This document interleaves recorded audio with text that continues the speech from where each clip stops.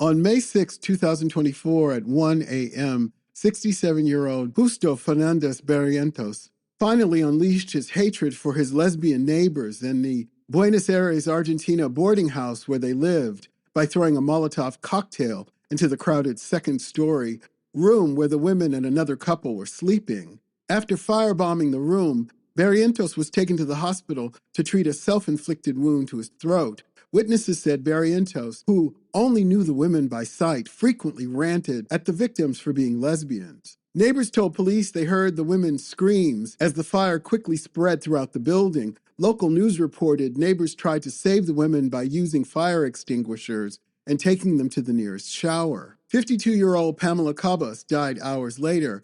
Her partner, 52-year-old Mercedes Roxana Figueroa, died of organ failure 2 days later, having sustained burns over 90% of her body. Pamela Cabas leaves behind a son. Doctors tried unsuccessfully to save the life of 42-year-old Andrea Amarante, who suffered burns over 75% of her body. She died in the hospital on May 12, 2024.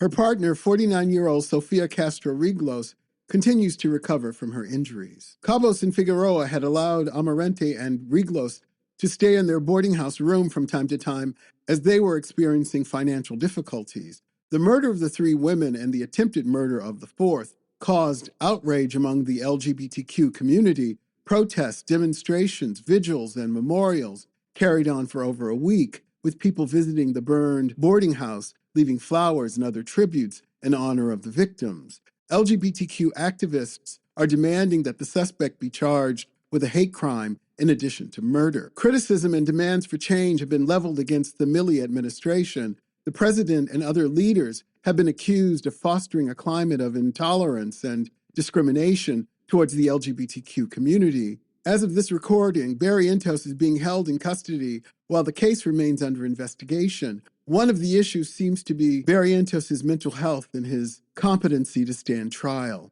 Please subscribe to the channel.